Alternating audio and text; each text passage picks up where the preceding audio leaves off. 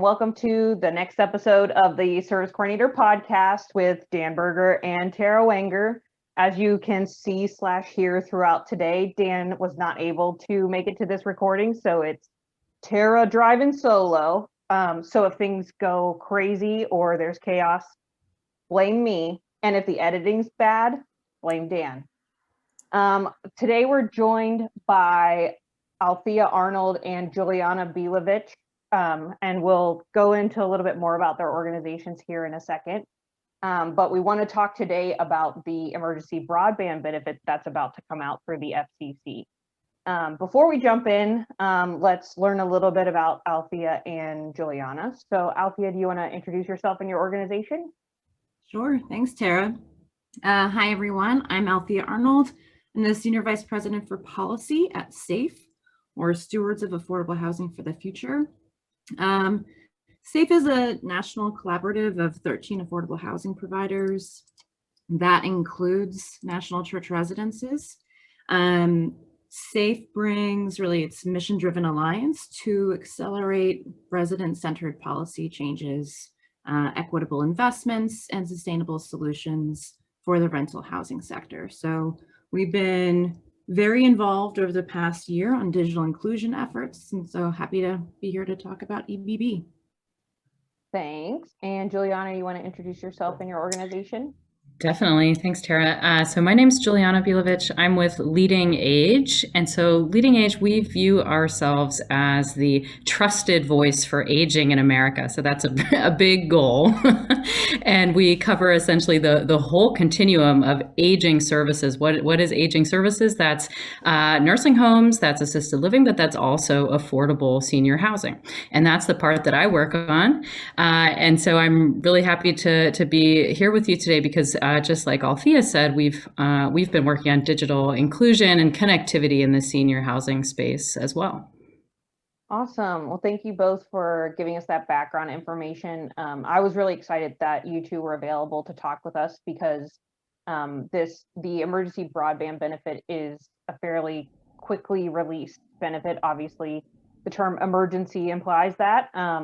But this is a response to some needs that the federal government saw related to COVID relief. So I wondered, Althea, I'm gonna throw it to you first. Could you give us a little bit of background about the emergency broadband benefit? Who's eligible? When does it start? What does it cover? Those sorts of things.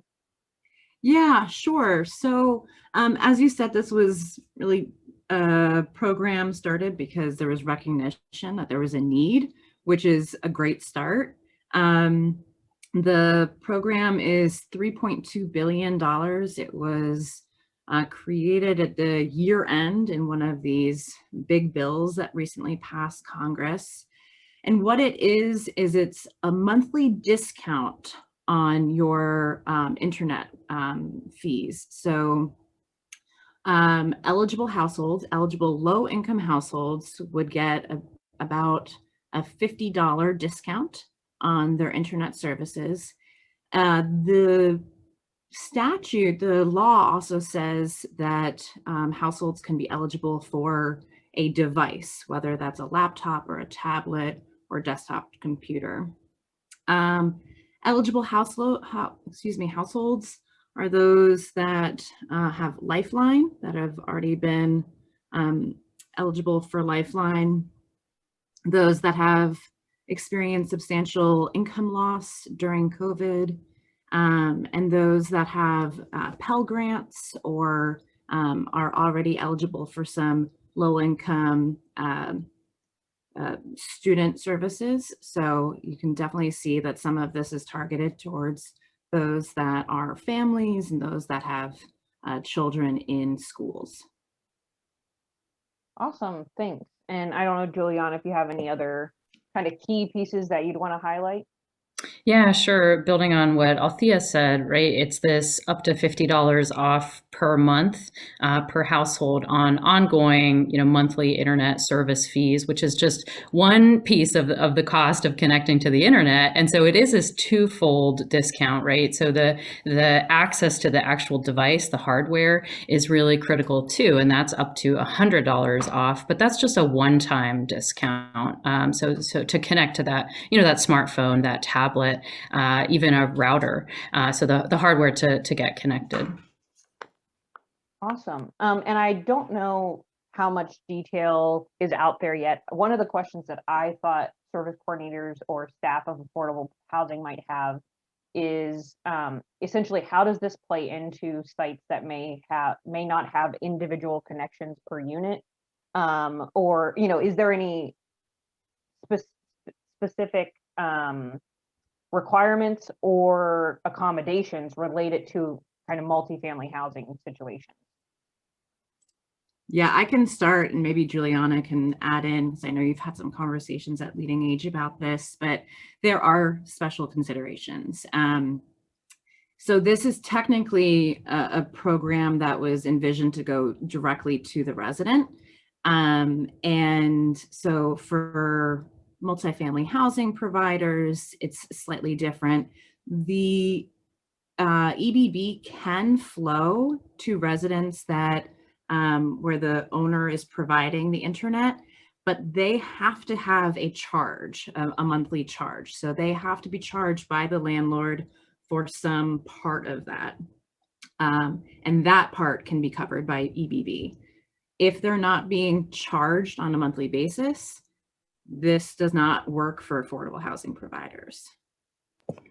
Yeah, that's exactly right, and I'll put that in another way. So essentially, the way that the EBB folks running the Emergency Broadband Benefit program, that's the Federal Communications Commission, so the FCC. The way that they have explained this to us is that there has to be, like Althea said, some kind of charge or liability. So there has to be some kind of liability for a person, a household that wants access to the internet, that is then covered by this benefit. Now, that's not to say that it has to be a certain amount. So for example, a housing provider in this unique position of a multifamily housing provider could be providing internet for the whole building. Maybe they're subsidizing it. Maybe they're providing a discount for each household on that internet. And what if that discount is 100%? What if it's a 100% discount? As long as there is some kind of liability in that for that household, even if it's covered by the housing provider, and the EBB could then offset that liability, that's something that could, you could utilize the EBB for that. Awesome. I think that's really helpful to know. That it's always a complicated situation when there's more than one unit at an address and those sorts of things. The other thing I wondered if you can touch on, and Juliana, maybe you can take this first, is that this is obviously a temporary benefit. There's no plans for it to be a permanent fixture like the Lifeline program is. So could you talk a little bit about what the kind of known plans are in terms of where the rollout's happening this week, right? When do we think that the kind of retirement of this program might happen, and how would that go? Yeah, absolutely. And I'm sure Althea has info to share here too. But yeah, this is a really exciting week to have this podcast episode, because the program is launching. Enrollment is opening. Well, we're recording this on the 11th, so it's launching tomorrow on the 12th. And I'll just say up front here that this is a first come, first serve program. So timely enrollment is critical if folks want to get access to the program. So there is a lot of money available for it. But if we're looking at this money spread out over the whole country, we don't expect it to last all that long. So there are two ways that the program can end. And one is when the money runs out, which may well happen before the end of the calendar year. And then the other option is when the public health emergency is ended, plus 6 months. So there's a time deadline and a money deadline. You have things to add, Althea? I mean, one of the interesting things that I find about this is, yes, it's a temporary program and we have to see it as such, but I think that this can also be considered almost like a pilot program. They're trying to see if this works and if it makes sense to add more funds to such a program. So I think as much as we can sort of see it as potentially the start of how this kind of benefit could roll out, the better. If we see this just as a temporary program, it may not make sense for everyone to join, but this could be something that has a little bit of a longer life. I think one of the main concerns, though, with this being a temporary program is when it does end, what does that mean for residents? What does that mean for those that have, this $50 discount per month and now suddenly are being asked to pay more? There are specific guardrails in place, but I would be remiss in saying that I think it's a perfect scenario. Right now, what we know about it is that residents are going to get a 30-day notice when this program is expected to end. And that's a really important part too, because as Juliana said, we don't really know how long this is going to last.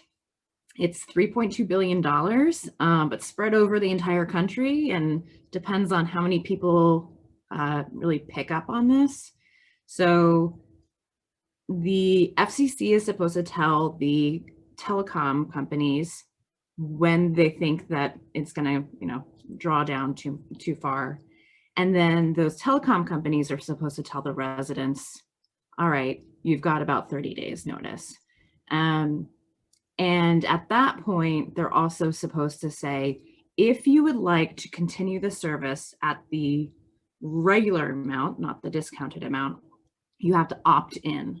So that provides some kind of protection, not a full protection because they could still lose this discount, but it prevents them from suddenly being charged that full amount the next month. Yeah, I think that's a really good point to hit, that there's definitely safeguards in place, but that's something that when we think about our audience being service coordinators, they really want to probably keep an eye out for.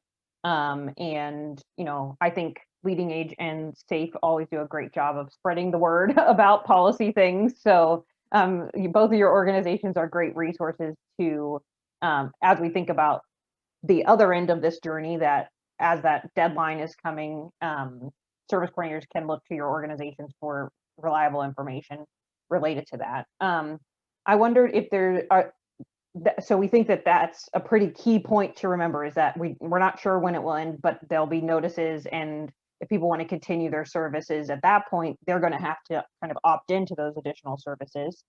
Are there any other kind of like the headline types of information about this program that you all feel like we haven't covered yet, or we would want to make sure people know about?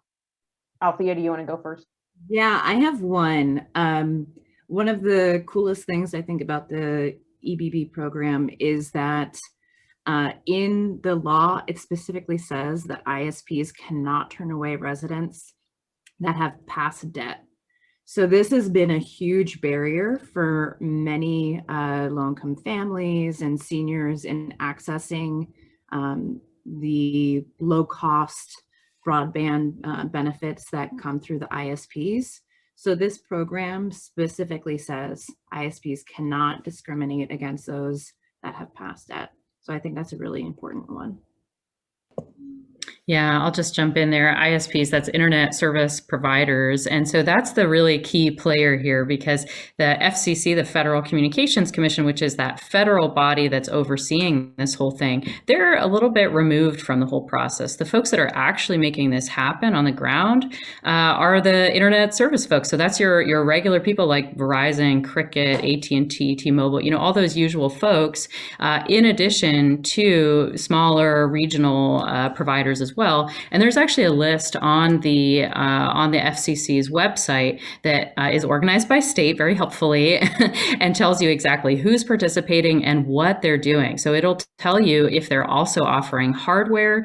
So that's that device kind of discount that we already mentioned. And unfortunately, you'll see on that list that not a lot of participating providers are offering hardware. So that's the other, I'd say, big, headline type thing to keep in mind, is that even though this discount was designed as a twofold discount, right, that those ongoing monthly services costs, but also the one-time device discount, it in practice really depends on the provider that you work with.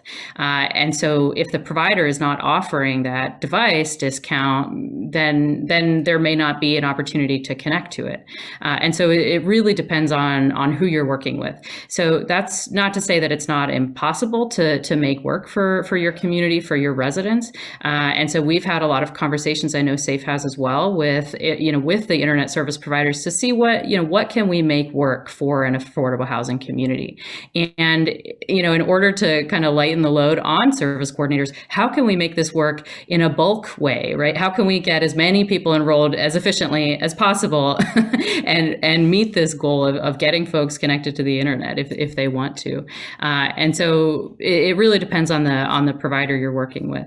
The one other thing I'll say is that what's really lacking is an emphasis on technical assistance, skills, digital literacy. That kind of thing is something that I know Althea and I are both really worried about. And of course, the bigger picture of how do we get wall-to-wall internet in these communities that's not in a patchwork, unit by unit kind of way. Yeah, definitely. Since you mentioned the FCC website, are there any other key resources on that website you'd want to highlight for the listeners today? I mean, the FCC website has some frequently asked questions on it. It does have that list of providers. That's really key for this. And as Juliana said, the list not only shows who the providers are, but which services they're going to provide. So is it just the monthly discount, or is it also those the discounts for the devices?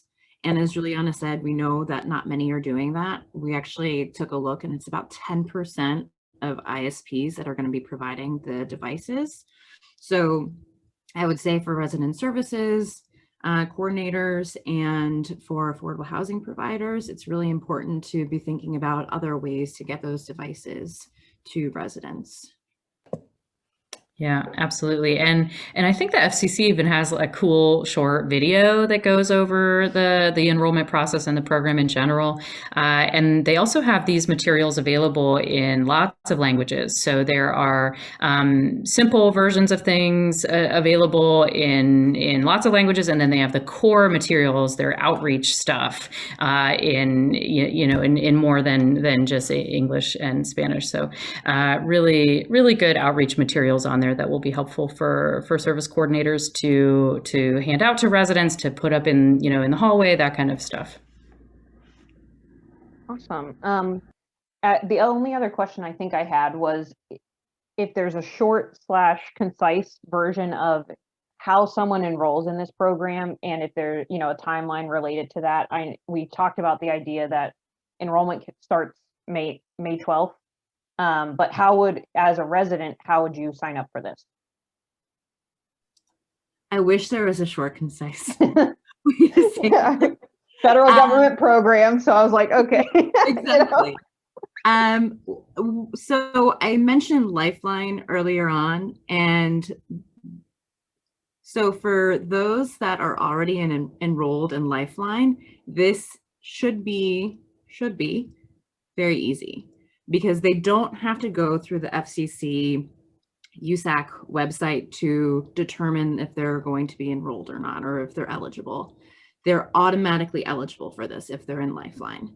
So with that, they can just go to their ISP if they are, using something for Lifeline, and ask them for the EBB benefit. For those that are not enrolled in Lifeline, there's a little bit more of a process, and that involves going to that website, and that's the preferred way. There's something called the USAC website, and we can share that information as well. Or you can do it by mail, which is not as preferred, but yeah, not really that easy. It kind of depends on where the resident is in that Lifeline journey. Got it. So the basic idea is you have to go to a website, or your Lifeline provider probably have to fill out some sort of an application, provide, if you're not Lifeline already, I would guess you have to provide some sort of income verifications and these sorts of things. So I think obviously going to the website to look at the actual process is going to be really key for service coordinators, because as our listeners already know, lots of different buildings have lots of different people living with them. And so their situations can be very different depending on, their income, their status of, are they working or not, all those sorts of things. So any other thoughts, key ideas, etc., that either of you would want to include? We're going to link the FCC website in the description for the podcast and other key resources that we've talked about.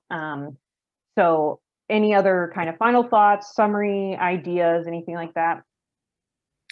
Yeah, I'll just jump in here and say that this is just another example of how important the service coordinator is, right? Because here we have a program that is designed to get people connected to the internet, and yet you need an internet connection to learn about it, to sign up. And so it's, without the service coordinator, how would this happen? We don't know. And so this is really, unfortunately, where the work will fall, but it's also a great opportunity, real dollars available for folks to offset costs and be able to benefit from the internet, whether that's to get signed up for a vaccine appointment, or, get information about, about the rest of the pandemic, or just stay in touch with friends and family. So it's really, anything that we can do to help folks get more connected to the internet is worth a try.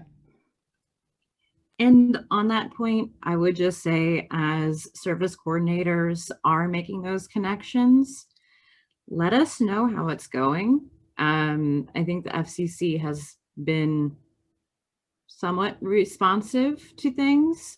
And, as we think about if this program is to be expanded, what are the lessons learned? Where is the heartache in making those connections for residents? So the more feedback we can get, I think the more helpful we can be in improving this situation.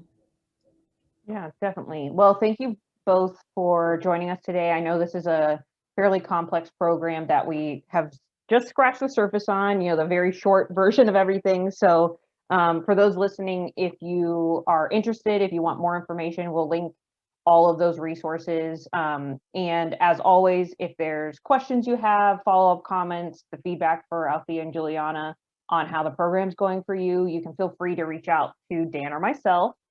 We can definitely get the information directed correctly. And so thanks everybody, and happy Broadband Benefit Week. Absolutely. Thank you, and good luck everybody.